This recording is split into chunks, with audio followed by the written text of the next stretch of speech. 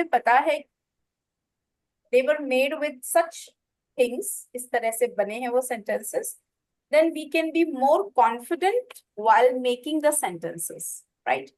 तो सबसे पहले तो इजेमआर जो हम I think for 2 days we have been doing the same, जिसमें हम लोगों ने सीखा था कि इजेमआर को हम किन किन सब्जेक्ट्स के साथ यूज कर सकते हैं, देन इजेमआर के क्या यूसेज होते हैं।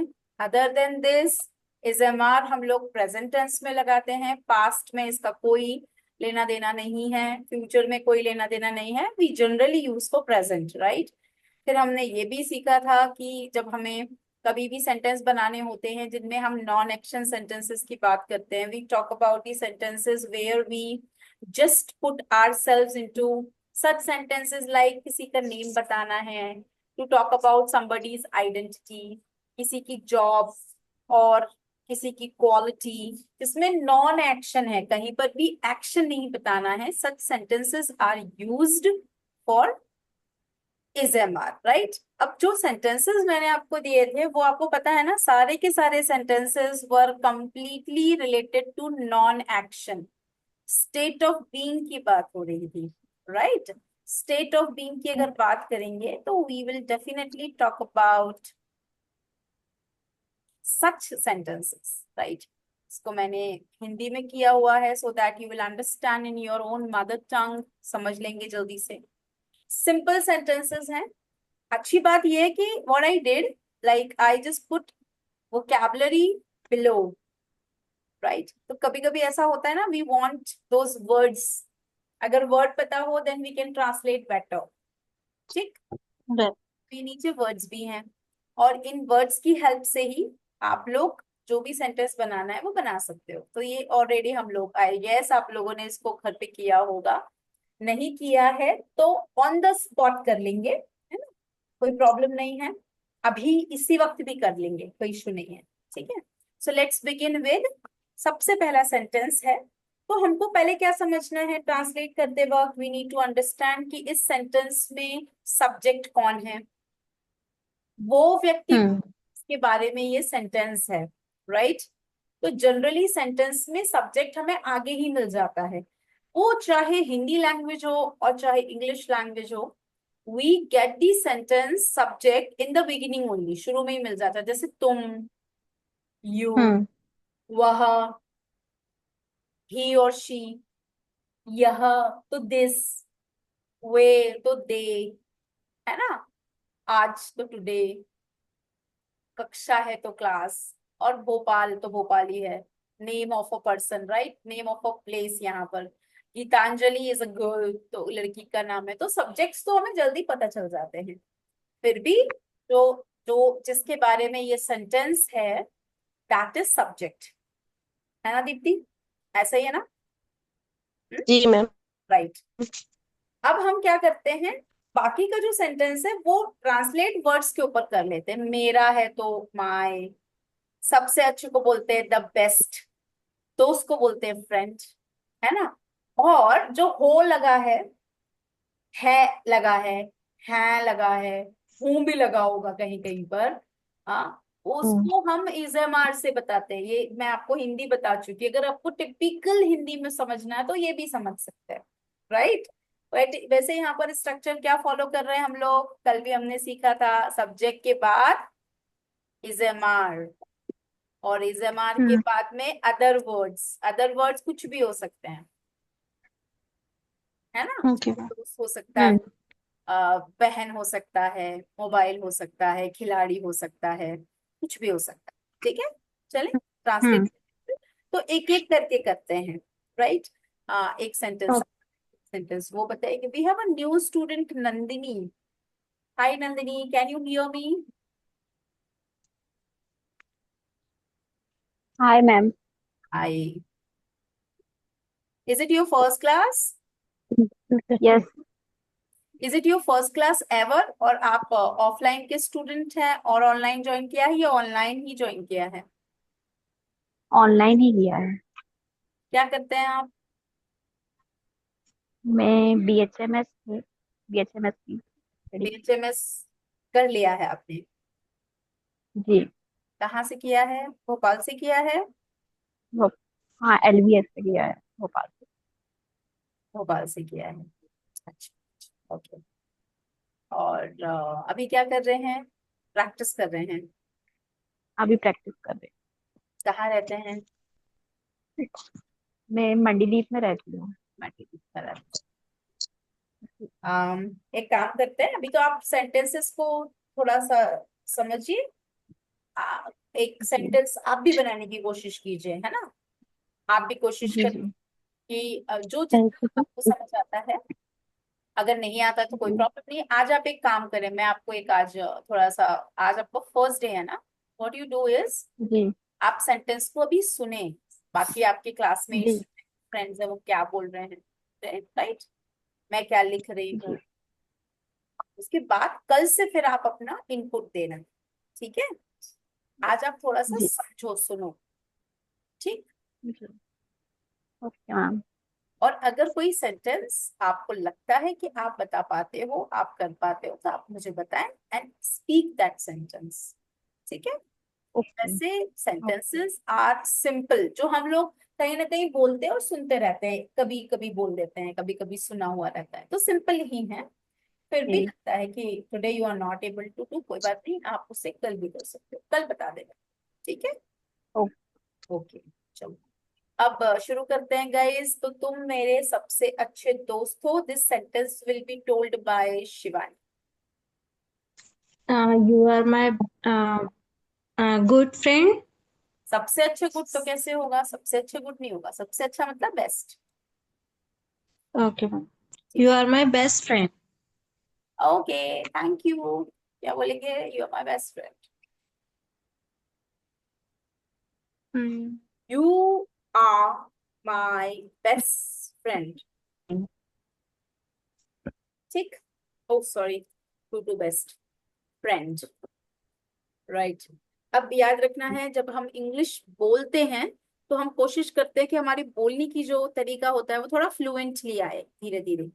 Oh, जब हम शुरू okay. से ही थोड़ा फ्लुएंसी पे काम करना शुरू करें, तो जब आप बोलते हो ना you are my best friend, उसको बोलो you are my best friend, short में बोलो, यू आर, राइट? छोटा बोलो, छोटा बोले तो यू आर की जगह बोलो यू आर, यू आर। और आपको पता है, थोड़ी और इंग्लिश जब जानना शुरू कर देते तो पता चलता है कि कई बार तो हम उसे आर या अर बोलते ही नहीं, हम उसे बोलते आ। Hmm. You are my best friend, finished, Okay.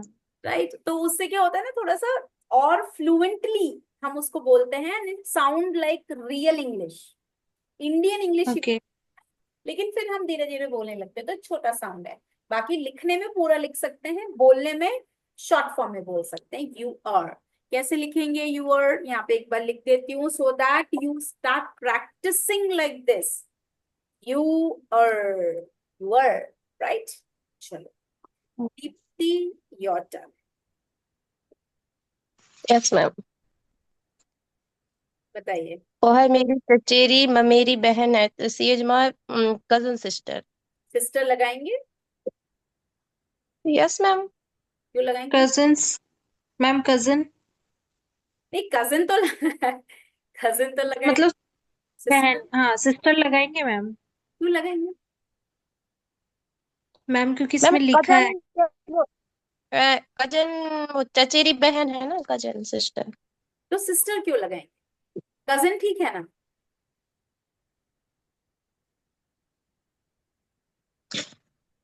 Cousin में मैम फिर दोनों बच्चे आ जाते हैं, लड़का भी और लड़की भी।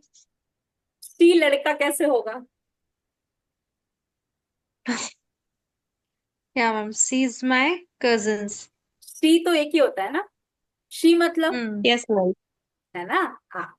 तो कॉन्सेप्ट देखो, मैं चाहती तो पहले बता देती कि यार देखो लगा तो है शी, लेकिन क्योंकि आपको पता है कि इंग्लिश में शी मतलब लड़की है और ही मतलब लड़का है, तो लड़का। कजिन के यस मैम। पहले, कजिन के बाद, पहले नहीं, कजिन के बाद हम कभी सिस्टर ब्रदर नहीं लगाते। वो तो इंग्लिश में ही कजिन बोलते हैं ना, हिंदी में तो बोलते हैं ना, ये मेरा कजिन है, तभी भी समझ में आता है ये मेरा मतलब लड़का हम्म। है ना? और हिंदी में जब हम कहते हैं ये मेरा कजिन ब्रदर है, तो वो भी हम एक्चुअली गलत ही कहते हैं, राइट? उसको बोलना ही नहीं। जब वो लड़का को दिखा के बोल रहे हो तो वो लड़का ब्रदर ही तो हुआ ना, उसको बताने की जरूरत क्या है? ठीक है। तो कजिन मतलब होता है चचेरा, चाचा का भाई, बहन, कुछ भी। बस आपको वो आगे देख के बता देना है। कोई लड़की है तो यही बोलोगे ना, यार ये मेरी कजिन है, मेरी कजिन है मतलब लड़की है ना, हिंदी में भी तो पता लड़की। चलता है ना? हम्म।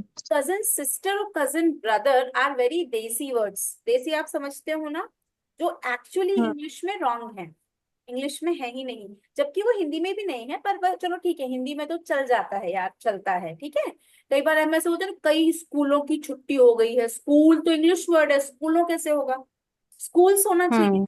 लेकिन हिंदी में चलता है, कोई बात नहीं, वो बात अलग है। लेकिन वैसे इंग्लिश में यू विल नॉट से कजिन सिस्टर और ब्रदर, क्योंकि वो शी और ही बता देगा कि वो भाई है कि बहन है। ओके। तो क्या होगा?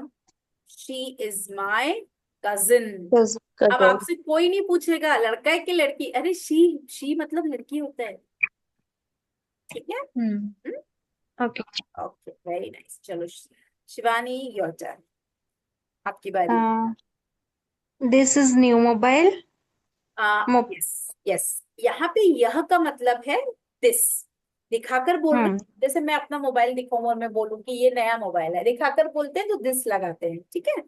तो क्या बोलेंगे? Okay. This is a new new mobile. Mobile. Okay. क्यों? क्योंकि एक ही मोबाइल है, वो भले ही हिंदी में लिखा नहीं है एक नया मोबाइल है, बट वो लगेगा उनको, ठीक है। Okay. Okay. This is a new mobile. Okay.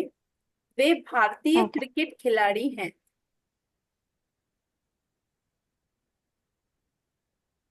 A, they are Indian cricketer. हाँ, हम लोग प्लेयर्स बोलने की जरूरत नहीं है, they are Indian cricket players, क्योंकि क्रिकेट प्लेयर्स को बोलते हैं क्रिकेटर्स। डायरेक्ट बोल दो, दे आर, इंडियन इंडियन का क्रिकेटर। आई बढ़ाएगा, Indian cricketers. They are Indian cricketers, right. Yes ma'am.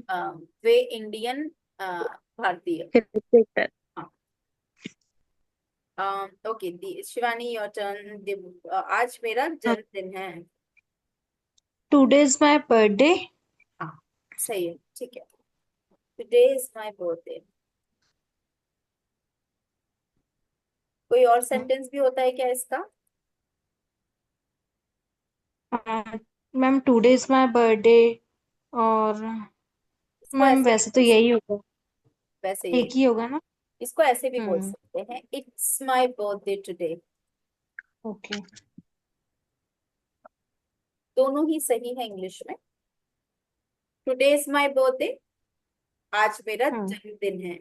और ऐसे भी बोल सकते हैं, कभी कभी है ना, कभी कभी नहीं, इंग्लिश में इट का यूज आप जानते हो ना, इट का यूज जनरली ऑब्जेक्ट्स के साथ होता है, चीजों के साथ, है ना। इट का यूज हम्म। एनिमल्स के साथ भी होता है, पता है ना आपको, डॉग हम्म। के साथ, कैट के साथ, है ना, चीजों हाँ। के साथ। इट का यूज जो है ना, डेट और टाइम के साथ भी होता है, हम्म। ठीक है। तो अगर मुझे कहना है कि आज शुक्रवार है, तो आप उसे कैसे अब आज शुक्रवार है मतलब मैं डे बता रही हूँ, तो हम्म। इट का यूज ये भी होता है, इट इज फ्राइडे टुडे, ठीक है। और स्पोकन ओके। इंग्लिश के हिसाब से ऐसे भी कहते हैं, today is Friday. Okay. Okay, दोनों ठीक है, ओके मैम। दोनों सही है। अगर आप मुझे पूछोगे कि मैम आप क्या यूज करते हो, तो मैं यूज करती हूँ इट्स माय बर्थडे टुडे वाला सेंटेंस। मैं हमेशा टाइम के पहले, किसी भी डेट टाइम के पहले मैं इट लगाती हूँ। जैसे मुझे कहना है कि ओके। आज दिवाली है, तो मैं बोलूंगी it's Diwali today. That is my habit. क्यों? क्योंकि इंग्लिश में वो सेंटेंस, जो दूसरा वाला सेंटेंस है, वो ज्यादा सही है, ठीक है। दूसरा वाला सही है, पहला वाला गलत नहीं है, इसका मतलब। तो दोनों में से आप कोई भी एक बोल सकते हो, आपको दोनों पता होने चाहिए, ठीक है। हम्म। अच्छा, नेक्स्ट। कक्षा में कई छात्र हैं, बताइए। Many students are in the class. Many students are in the class, इसमें अभी भी सब्जेक्ट गायब है, तो इसको देयर से बनाएंगे ऐसे सेंटेंस को। देयर, क्या बोलेंगे? There are many students in the class, ऐसे In class. सेंटेंस, हाँ, in the class, ऐसे सेंटेंस देयर से बनाते हैं। ज्यादा है तो देयर आर, एक है तो देयर इज। अब आप सोचेंगे ma'am many students are in the class, तो भी आपको देयर की जरूरत पड़ेगी ही बताने के लिए। Many students are there in the class, better है आप देयर से ही बनाओ। There are many students in the class, ठीक है। देयर के दो देयर का मीनिंग होता है वहां, लेकिन इस सेंटेंस में देयर का मीनिंग वहां नहीं है। देयर का एग्जैक्टली कोई हिंदी मीनिंग यहाँ नहीं आता है, बस वो सब्जेक्ट की तरह काम करता है। जब सब्जेक्ट हमें थोड़ा इधर उधर लगे, many students are in the class, थोड़ा सेंटेंस आधा अधूरा है, उसको देयर की जरूरत है बनाने के लिए, ठीक है, क्योंकि उसमें ही शी इट जैसा कोई सेंटेंस नहीं है, कोई सब्जेक्ट नहीं है, तो फिर हम अपनी तरफ से वो देयर अपने आप मिक्स हो जाता है वहां पे, तो वो लगाना होता है, ठीक है।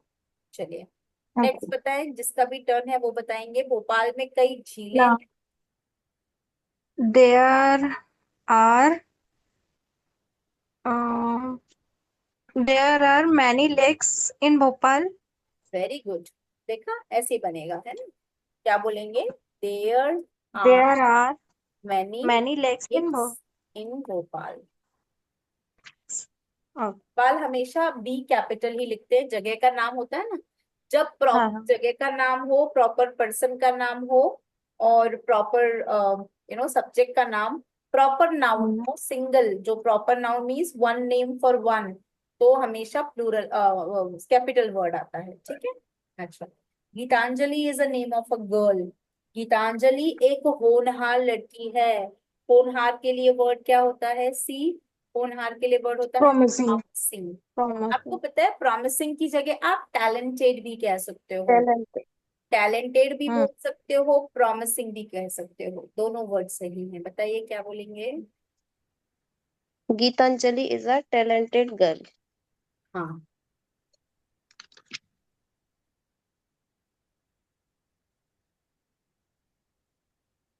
गीतांजलि इज अ प्रॉमिसिंग और girl. टैलेंटेड गर्ल,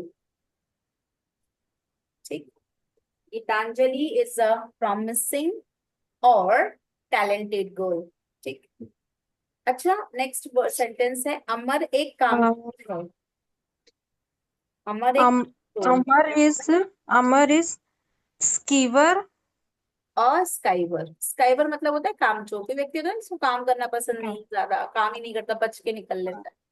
तो क्या बोलेंगे? हाँ Amar is a skiver. Amar is a skiver. Skiver. के लिए एक और वर्ड है, शर्कर। हम्म अमर इज अ स्काइवर और अ शर्कर, शिरकर नहीं, शर्कर। ओके मैम इसका मतलब होता है कामचोर, जो बच के भाग निकलता है अपने काम से, अपना काम नहीं करता है, ठीक। ओके नेक्स्ट, राजीव एक लड़के का नाम है, चापलूस है। राजीव इज फ्लैट, इसका प्रोनाउंस नहीं आ रहा ma'am. Rajeev is flatter. Flatterer. Flatterer. चापलूसी का फ्लैटर मतलब होता है फ्लैटरिंग करना, चमचागिरी करना, मक्खन लगाना, ठीक। तो जब कोई किसी की चमचागिरी करता है, चापलूसी करता है, उसका उसको बोलते हैं फ्लैटरिंग, और जो कर रहा होता है उसे बोलते हैं flatterer. Rajiv is a flatterer, चमचागिरी करता है। इसके लिए एक और वर्ड है, राजीव इज अ फ्लैटरर और राजीव इज अ सिकोफेंट। सिकोफेंट, सिकोफेंट का मतलब भी होता है चमचागिरी करना। ये लोग चापलूसी नहीं करते क्या? कुछ लोग होते हैं, दे आर लाइक हमेशा मक्खन लगाता रहता है, बटरिंग करता रहता है। आपने सुना होगा बटरिंग करना, फ्लैटरिंग करना, चापलूसी करना, ये सारे शब्द होते हैं। तो चापलूसी के लिए वर्ड होता है फ्लैटरिंग या सिकोफेंसी। जब ये कोई कर रहा होता है तो वो व्यक्ति का नाम होता है अ फ्लैटरर और अ सिकोफेंट। ठीक है, Okay. चलो नेक्स्ट है, जिसका भी टर्न है बताएंगे। अजय, This, दिस नालायक uh, word we use a lot, है ना। तो जब आप वह होश अजय में है is मैम। stupid. हाँ, Ajay is stupid. Ajay is, Stupid. नहीं, स्टूपिड का मतलब होता है मूर्ख, Good for nothing. Good for nothing, right. कभी किसी को आपने कहना हो ना, किसी को ऐसा होता है ना गुस्से में, कभी आप कह देते हो, वैसे तो कहना नहीं चाहिए, लेकिन कभी कभी होता है ना, हम अपने भाई बहनों को या अपने से छोटे जो रहते हैं कजिन वगैरह को बोलते हैं बेवकूफ है तू, नहीं क्या बोलते हैं, काम कि तू नालायक है, किसी काम का नहीं है, कामचोर, या क्या बोलते हैं, नालायक ही बोलते हैं आई थिंक, जो कोई काम का ना हो, है ना। तो कभी किसी को बोलते हैं ना, तो you can say good for nothing, direct भी बोल सकते हो, राइट। और सेंटेंस में तो बोल ही रहे हो आप लोग, वैसे डायरेक्ट आप ब्लैक शीप भी कहते हो, लेकिन ब्लैक शीप का एग्जैक्ट मीनिंग होता है कलंक। जब कोई एक काला धब्बा होता है जिसने अपनी फैमिली के लिए कुछ नहीं किया हो और कुछ बुरा किया हो, ब्लैक शीप कहते हैं। ब्लैक, हेलो, उसको ब्लैक शीप कहते हैं। किसको, जो जिसने कुछ गलत किया हो और पूरी सबकी सबके लिए सबको क्या कहते हैं उसे, असम्मान की बात हो, तो उसे ब्लैक शीप कहा जाता है। लेकिन अगर कोई चोर है या नालायक है जो किसी काम का नहीं है, तो उसको फिर कहते हैं good for nothing. Amar is good for nothing. और बेवकूफ को कहते हैं स्टूपिड। इसका मतलब होता है जिसकी बुद्धि थोड़ी सी कम है, जो Okay. बेवकूफ है। ठीक है, ओके नेक्स्ट। वह होश में नहीं है। This is not conscious. Ma'am ये दिस बोले तो बोलना दिस क्यों He is लगेगा। not in sense. He is not in sense. हाँ, यहाँ पे दिस क्यों लगेगा, दिस नहीं लगेगा शिवा। दिस का मतलब यह होता है, ओके मैम। वह मतलब होता है ही या शी। अब नहीं पता हो कि ही है कि शी, तो ही लगा दो। Okay he is not in senses. Sense समझते ना, सेंस ऑर्गन्स। होश में नहीं, इसके लिए एक और वर्ड है, he is not in consciousness। Consciousness. he is not in consciousness। आप इसको और शॉर्ट कर सकते हो, he is unconscious। he is unconscious। unconscious means होश में नहीं है। कॉन्शियस मतलब होश में होना, कॉन्शियस का अपोजिट होता है अनकॉन्शियस। अनकॉन्शियस, ओके अनकॉन्शियस, ठीक है, डायरेक्ट बोल सकते हैं ही इज अनकॉन्शियस। इसका हिंदी में बोलेंगे तो वह बेहोश है, लेकिन इसका दूसरा मीनिंग यही निकल रहा है ना कि वो होश में नहीं है, राइट। तो he is unconscious, he is not in consciousness, और he is not in senses. सबका मीनिंग एक ही है। जो आपको लगता है कि मुझे याद है और मुझे I can use it confidently, आप बिल्कुल यूज कर सकते हैं। ठीक है, ओके। नेक्स्ट। आप यू छुपे आर धन हो। Dark horse. You are a dark horse. Dark horse. You are a dark horse. You are a dark horse।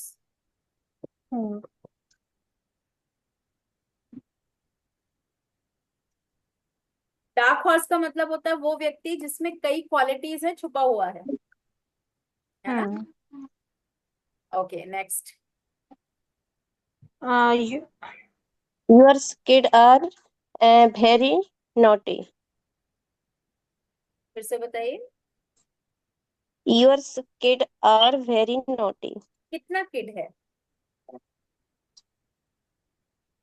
इसमें मैम लिखा है तुम्हारा लड़का बहुत नटखट है। हाँ तो कितना? लड़के नहीं है, लड़का है एक। Your kid are very naughty. तो आर क्यों लगेगा? योर किड मतलब तो इज लगेगा ना, सिंगुलर होगा ना। Your kid is very naughty. Okay. Very naughty भी नहीं, naughty. Naughty is itself a kind of word जिसका मतलब है नटखट, है ना। लेकिन अगर आपको लगता है कि मैम इसमें बहुत लगा है ना, बहुत लगा है। हाँ, बहुत तो नॉटी नटखट का है। मतलब, नॉटी का मतलब ही होता है नटखट। तो वेरी की भी जरूरत ओके। नहीं पड़ेगी, राइट। या फिर कह सकते हैं, बताती हूँ आपको। मैम वैसे ध्यान तुम्हारा रखिएगा। सब्जेक्ट तो प्लूरल हुआ ना। फिर से बताइए क्या बोल रहे हैं। तो जो तुम्हारा लड़का बहुत नटखट है, तो तुम्हारा मैम जो है वो सब्जेक्ट तो प्लूरल है। यू प्लूरल है, योर कैसे प्लूरल होगा? जी मैम। यहाँ पे यू नहीं है, तुम नहीं है, तुम लड़का बहुत नटखट है। यहाँ पे बात हो रही तुम्हारा लड़का। सब्जेक्ट तुम्हारा नहीं है, सब्जेक्ट है तुम्हारा लड़का। ठीक है ना। अब बोलेंगे ओके। तुम्हारा लड़का, योर किड, योर सन। कितने सन है? एक। तो योर नहीं देखना है, ये देखना है योर के बाद। योर सब्जेक्ट है ही नहीं, योर को चाहिए कोई और चीज जो पूरा सब्जेक्ट बनाएगा। तुम्हारा लड़का, योर सन या योर किड। किड वैसे लड़की के लिए भी यूज होता है ना, तो इसलिए सन लिख दिया मैंने एग्जैक्ट। हम्म। ठीक है। किड का मतलब होता है न्यूट्रल जेंडर, चाइल्ड की तरह। चाइल्ड तो लड़की भी हो सकती है ना। ठीक है। तो किड का समझ नहीं आता है, लेकिन आपको मैं लड़का लिख के भी बता रही हूँ, किड लिख के भी बता रही हूँ, एक ही है, प्लूरल नहीं। Your son is very naughty लिख दो। ठीक, इसकी जगह पर, नॉटी की जगह पे आप ये भी बोल सकते हो मिसचीवस। मिसचीवस मतलब होता है बहुत ज्यादा शरारती होना। इसमें मिसचीवस में वेरी नहीं लगेगा, क्योंकि उसका मतलब ही होता है बहुत शरारती। ठीक है। दो शब्द हो गए आपको पता। ओके। हम्म। क्लियर है कंफ्यूजन सिंगुलर और प्लूरल का? Yes okay ma'am. मैम। ठीक है। यह भोपाल का सबसे अच्छा पार्क है। This is very beautiful park in Bhopal. अच्छा बेटा, सुंदर नहीं, अच्छा। ओके। अच्छा भी हमने एक और गुड पार्क। सेंटेंस ऊपर बनाया था बहुत अच्छे के लिए। सबसे हम्म। अच्छा, सबसे अच्छे को क्या बोलते हैं? गुड। बेस्ट। बेस्ट। गुड। नहीं गुड का मतलब होता है अच्छा। बेटर का सबसे सबसे अच्छा तो अच्छा। मैम फिर बेस्ट आएगा। नहीं, रुको, ठीक है, अब जब बात शुरू हुई तो दूर तक जाएगी, है ना। हम्म। गुड मतलब होता है अच्छा, उससे अच्छा तो बेटर, और हम्म। सबसे अच्छा तो यस मैम। बेस्ट। है ना, डिग्रीज इस बेस्ट। तरह से काम करती हैं, तो क्या बोलेंगे? Hmm. This. This is best park. This is best park in Bhopal. हाँ, तो जब आप बोलते हो ना बेस्ट पार्क, तो द भी लगाना, ठीक है। This okay. इज, इसमें मैम एक का यूज भी कर सकते हैं सब्जेक्ट के लिए। This is the best park in Bhopal. अभी बताती हूँ, पार्क इन भोपाल। जब आप कोई चीज दिखा के बताते हो तो दिस का यूज करते हैं, ठीक है। Okay ma'am. लेकिन जब आप नॉर्मल बात कर रहे हो किसी पार्क की, जैसे मैंने एक क्या हुआ, मुझे किसी ने बोला कि मैडम मैं यहाँ नया हूँ और आप मुझे भोपाल में, है ना, जैसे मुझे यहाँ पे किसी ने पूछा कि यार आप, मैं भोपाल जा रहा हूँ नेक्स्ट वीक। मैंने कहा वाओ दैट्स गुड, बताइए ना क्या क्या घूमने की जगह है। तो मैं बताने लगी कि यार you can go to some of the malls, you can also visit the lakes, and if you go to Upper Lake, then you will get a park called Kamla Nehru Park. And Kamla Nehru Park, you can go, it is also very beautiful, and you will see park both the sides. It is lake side. फिर मैंने उसको बोला that it is the best park in Bhopal as I know. तब मैं बोल सकती हूँ कि इट, क्योंकि मैं किसकी बात कर रही हूँ, कमला नेहरू पार्क की। ठीक है। लेकिन हम्म लेकिन जब हम सिर्फ दिखाकर बोल रहे हैं कि ये जो पार्क है, तो दिस लगा सकते हैं। यहाँ पर इट इसलिए नहीं आएगा क्योंकि मैंने बताया ही नहीं कौन सा पार्क। तो इट केवल रिप्लेस करने के लिए, किसी नाम को रिप्लेस करने के लिए, किसी जगह के नाम को रिप्लेस करने के लिए इट लगाओगे। इन जनरल कह रहे हो ना, यह पार्क है ना, यह, तो फिर दिस लगा दो, कंफ्यूजन नहीं रहता है सेंटेंस में। अब आपने, जैसे मुझे नहीं बोलना है, मैंने आपको कुछ नहीं बताया, बस डायरेक्ट बोल दूं it is the best park in Bhopal, तो आप बोलोगे इट इज मीन्स कौन सा पार्क, राइट। लेकिन दिस का मतलब होता है ये जो मैं दिखा रही हूँ, तो सेंटेंस के हिसाब से दिखाने वाली बात हो रही है। ठीक है। This is the best park in Bhopal. Clear है ना ये वाली कॉन्सेप्ट? चलो नेक्स्ट बताओ। वह गुस्सैल है। he is a bad he temper. he short he is short Bad temper.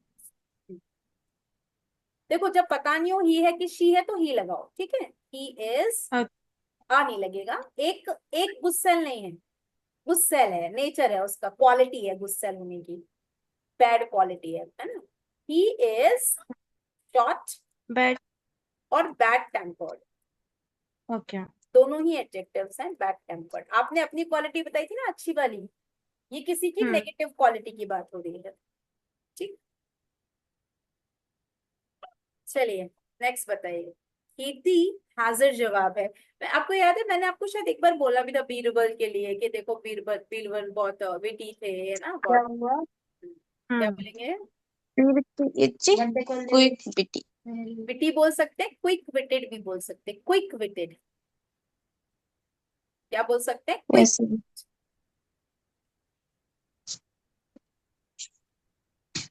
So quick witted.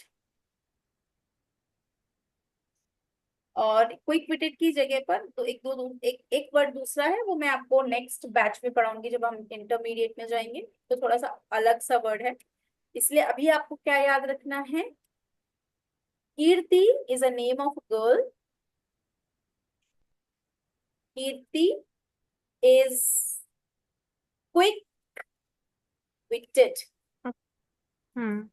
ये बात आपको याद रखनी हो तो Birbal is the best example, है ना। उनके बारे में कहा जाता है बहुत हाजिर जवाब थे। And he was very witty, means बहुत क्विक, उनका एक कमेंट आता था, राइट। और अभी आजकल ऐसा हो गया है कि आजकल क्या होता है ना, हाउ आई सी पीपल, मैं लोगों को देखती रहती हूँ, फिर मैं सीखती रहती हूँ कि कौन किस नेचर का होगा, कैसा होगा। तो शाहरुख खान के बारे में कहा जाता है Shahrukh Khan is very quick witted. Okay. इसका मतलब है कि वो Okay. हाजिर जवाब है, उनसे कभी भी कुछ भी पूछा जाए उससे तो वो हमेशा ऐसा जवाब देता है कि आपको लगेगा वाह, रट के आया था क्या। लेकिन ऐसा नहीं होता है, बस वो आ जाता है। मतलब ही इज वेरी ऑब्जर्विंग और वो जल्दी से बोल देते हैं, राइट। तो आप आज के जमाने में क्विक विटेड कई लोग मिल जाएंगे। उनमें से if you see Shahrukh Khan, उनकी क्वालिटी बहुत फेमस है। पर्सनली आप जब किसी को जानते नहीं हो तो आप सुनकर समझ लेते हो कि अच्छा उसके बारे में ऐसा बोला जाता है, राइट। ओके। तो क्विक विटेड दो लोग हैं अभी तक इंडिया में। पहला शाहरुख खान, दूसरा अपने बीरबल जो हुआ करते थे। आपके आसपास कोई हो तो जरूर बताएं। ठीक है। ओके। चलिए, अब ये सब हो गया, राइट। अब हमने सारे पॉजिटिव सेंटेंसेस बना लिए हैं। ठीक। अब हम कहाँ जाएंगे? इंटेरोगेटिव सेंटेंस की तरफ, क्वेश्चन बनाने की तरफ जाएंगे। क्वेश्चन बनाने के लिए आपको पता ही है कि जब आप बिना किसी क्वेश्चन वर्ड के क्वेश्चन बनाते हो, बिना किसी व्हाट हु whom के क्वेश्चन बनाते हो, तो आपने क्या करना है? आपने जो आपकी वर्ब होती है सेंटेंस में, इज एम आर को आगे ले आना है और बाकी सब पीछे रह जाता है ना। एक मैं आपको एग्जाम्पल के तौर पे बता देती हूँ। आप किसी से पूछते हो फोन करके क्या तुम घर पर हो, तो आप क्या बोलोगे?